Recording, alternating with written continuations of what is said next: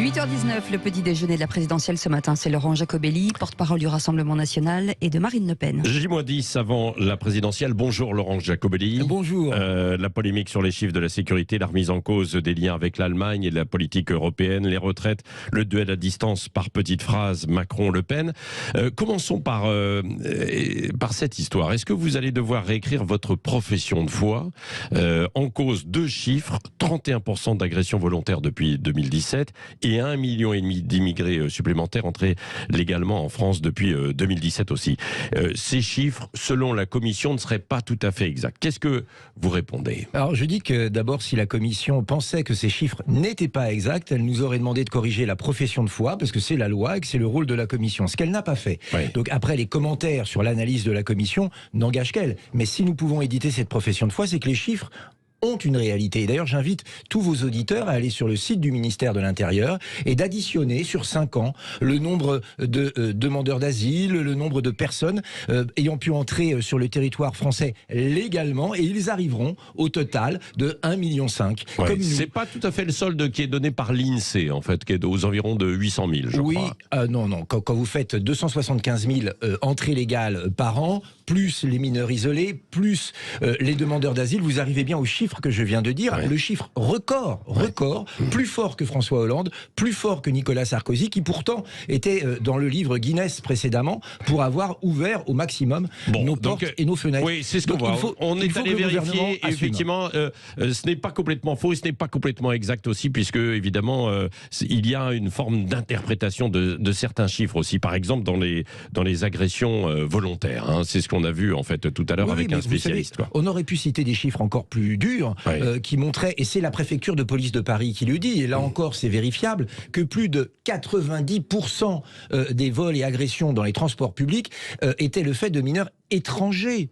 Donc, alors ça c'est oui, alors vous mêlez les deux là en fait. Mais attendez, il faut dire les choses, et vous savez comme moi que beaucoup de ces mineurs étrangers sont mineurs comme vous et moi. Donc il y a un moment, il faut dire les choses. Après que certains s'en félicitent et que qu'ils acceptent cette politique d'immigration qui amène de l'insécurité, qui amène des trous financiers dans nos caisses sociales, s'ils l'acceptent, qu'ils l'assument, nous ne l'acceptons pas et nous le disons. Il y a une immigration aussi qui n'apporte pas que des trous dans les caisses de la sécurité sociale, parce que dans beaucoup d'établissements, s'il n'y avait pas des étrangers, avec ou sans papier, d'ailleurs, ils ne fonctionneraient pas. Vous le savez, que ce soit en fait des restaurants et des entreprises également dans le secteur agricole. Alors ça, c'est un débat intéressant. Mais non, mais c'est vrai, Laurent Jacobelli. Bien sûr que c'est vrai. Je vais vous répondre deux choses. D'abord, c'est à cause des salaires. C'est-à-dire qu'il y a une course au salaire vers le bas, et que malheureusement, les personnes qui migrent en France, légalement ou illégalement, se retrouvent dans une situation de devoir accepter des boulots mal payés. Il y a une concurrence salariale qui d'ailleurs ne bénéficie à personne,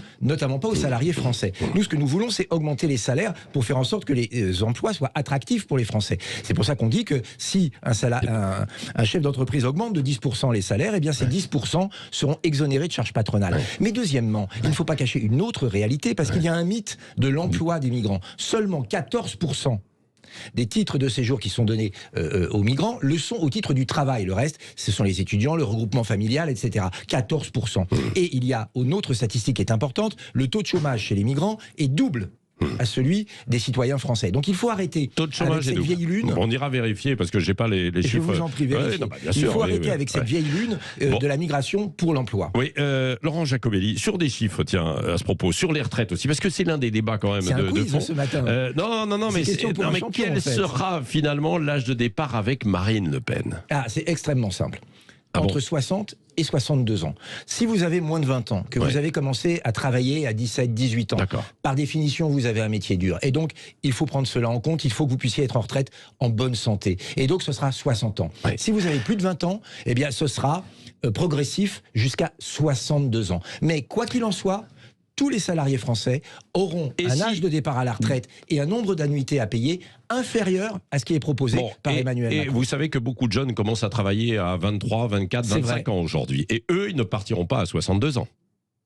Et il faudra qu'ils aient 42 années Donc de ils ne cotisation. partiront pas à 62 ans. Non, effectivement. Ils partiront plutôt à 65, 67 ans. Donc partiront- quand vous dites que finalement tout le monde partira à 62 ans, c'est faux. J'ai pas dit Ce ça. sera pas l'âge. Non mais J'ai pas Laurent dit ça. Jacobelli. J'ai dit mais que moi je l'âge regarde. légal de la retraite, Ouais, c'est ouais. entre 60 et 62 ans. Le nombre d'annuités. À partir du c'est moment où vous entre- avez ces annuités, c'est- et à partir du moment si où je peux donc, terminer.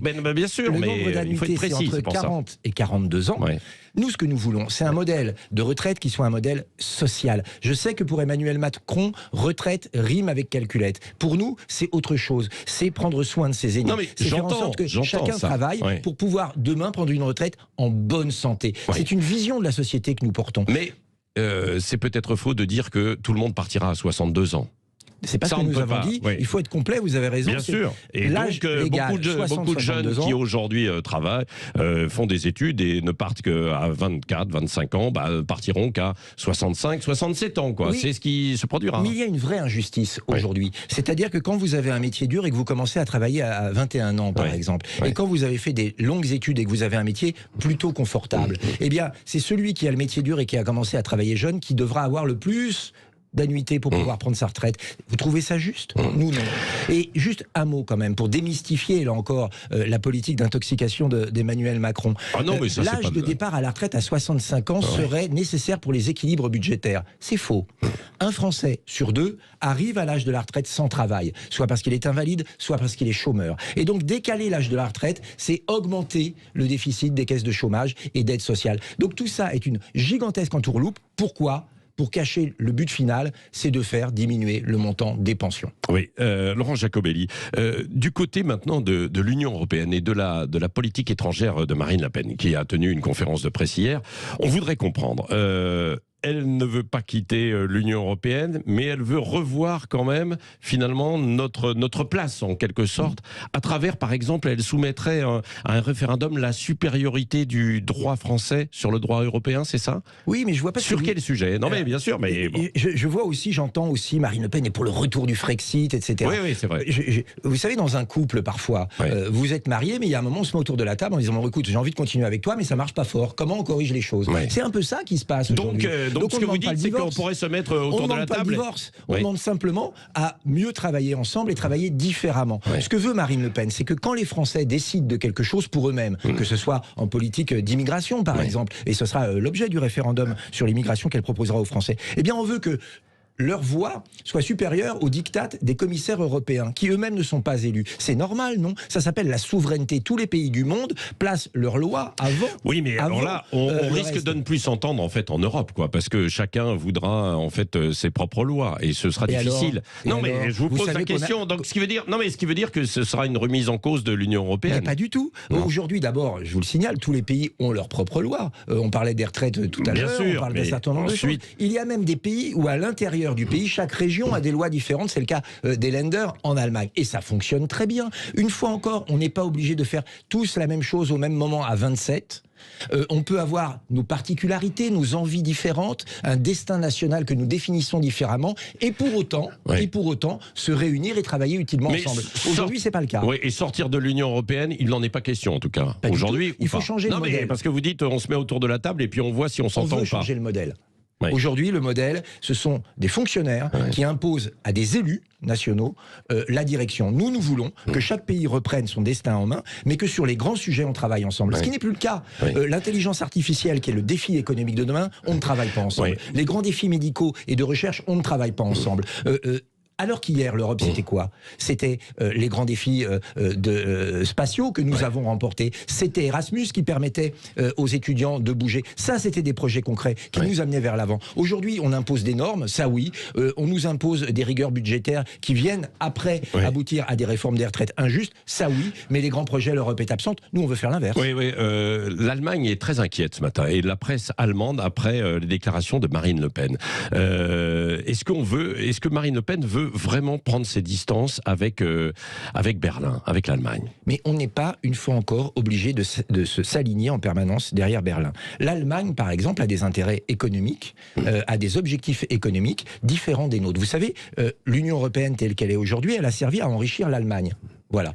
L'Allemagne qui la a France une balance, aussi sur certains secteurs. L'Allemagne qui a une balance commerciale excédentaire, qui a bénéficié de l'Union européenne. La France, elle, parce qu'il y a un déficit dans sa balance commerciale de 85 milliards. Oui, ça, c'est pas la faute de l'Allemagne, ça. Record. L'Allemagne a donné plus d'argent en fait à l'Europe globalement et proportionnellement que la France. Ce sont les règles européennes. Et regardez bien toutes les décisions que prennent les Allemands, notamment sur le gaz russe, par exemple, en politique internationale, ou sur les systèmes bancaires. Toutes les décisions, l'Allemagne se protège avant de servir l'idéal européen. Emmanuel Macron sert l'idéal européen, quitte à desservir les Français. Vous voyez, ce sont deux positions différentes. Il faut en prendre acte. Eh bien, nous avons un grand respect pour l'Allemagne. Bien sûr, il y a beaucoup de dossiers où nous devons travailler à l'Allemagne, qui est un pays ami, voisin. Pour autant, ce n'est pas à Berlin que se décide la politique de la France. Oui, comment imaginer aujourd'hui se rapprocher de la Russie alors qu'il y a une politique de guerre ?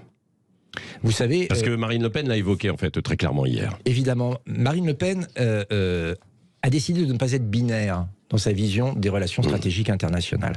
Marine Le Pen sait que demain, nous devrons travailler avec la Russie.